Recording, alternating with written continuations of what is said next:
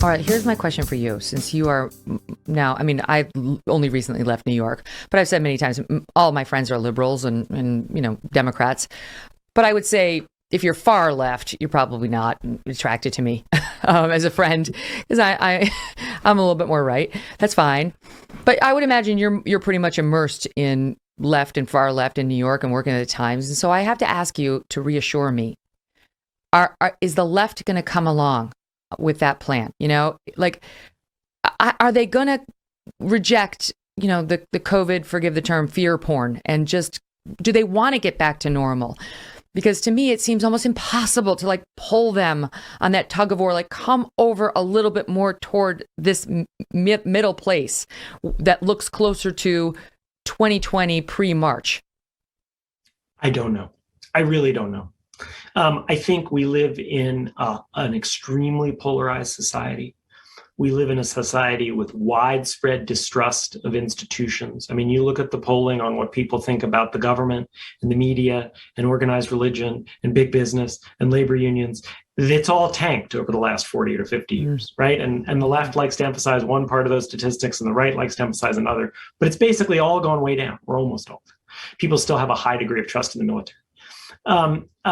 And so in a society that's highly polarized, with large levels of distrust, I think you can basically have lots of irrationality persist for large periods of time.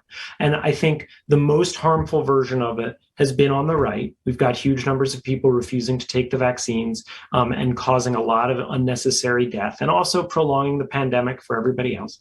And on the left, you've got a lot of people who really are having a hard time looking at the numbers in a sober way and understanding that for large numbers of people, the risks are extremely low. Not for everyone, but for large numbers of people, the risks are still extremely low. And that a whole bunch of these precautions have costs to our society and to our kids. The one thing that I wonder about, and I know conservatives are very eager to predict this, but I do wonder whether there's a point at which Democrats are going to start to worry that there are political costs for them. There is, to me, an intriguing argument that part of the reason that Democrats did so surprisingly poorly, not only in Virginia, but also in New Jersey, is people's anger about schools in particular and the way in which normality has not returned in general. Mm-hmm. And I think if there starts to be kind of electoral panic among people on the left, I do think that could potentially cause a different dynamic in this area. Mm-hmm. What do you make of, I know you think the right is mostly to blame for the, less than perfect vaccination rates. I look back and I think the whole thing was politicized from the start. The press and the left saw a chance to hurt Trump with COVID, that he was rolling along to re-election because the economy was booming. Most of the polls had him sailing through to a second term. And this was a chance to hurt him, and it was, I think, used in a way by plenty of Democrats and press to try to get to him, and certainly by Joe Biden. And then you had people like Biden, like Andrew Cuomo, like Harris, undermining faith in the vaccines, which were developed under Trump.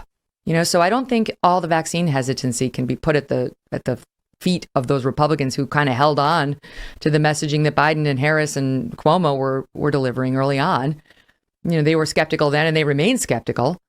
I don't know if they were actually skeptical or not, to tell you the truth, but they certainly said publicly they were when Trump was the president. So to me, it's like, it goes back to your first point, which is the systems are falling apart because they're losing the faith of the American people. And when I look at like the vaccine hesitant, I look at people who no longer trust the mainstream media, people who thought Mike Pence was going to give Trump the presidency on January 6th, people who still think it's coming Trump's way. Why do they think that? They're getting information from unreliable sources. Why are they going there? Well, because they no longer have faith in the mainstream media. Some no longer have faith even on the right in Fox News, right? Because it didn't declare Trump the winner.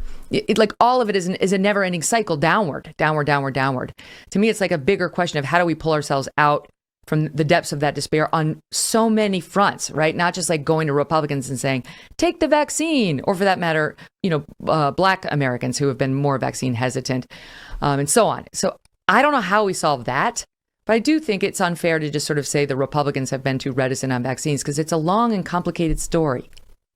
It is a long and complicated story, and I certainly wouldn't say all the blame is on one side.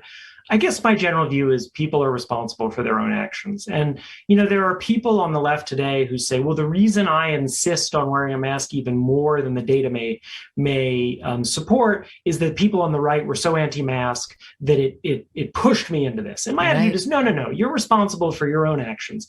If you're wearing masks in situations where you don't even need them, that's on you. And to me, the flip side of that is, if you look around, yeah, maybe it was a little complicated at first, but Trump never fully embraced the vaccines. And if you look around today, basically you have one Democratic politician after another saying, please take the vaccines, please take the vaccines.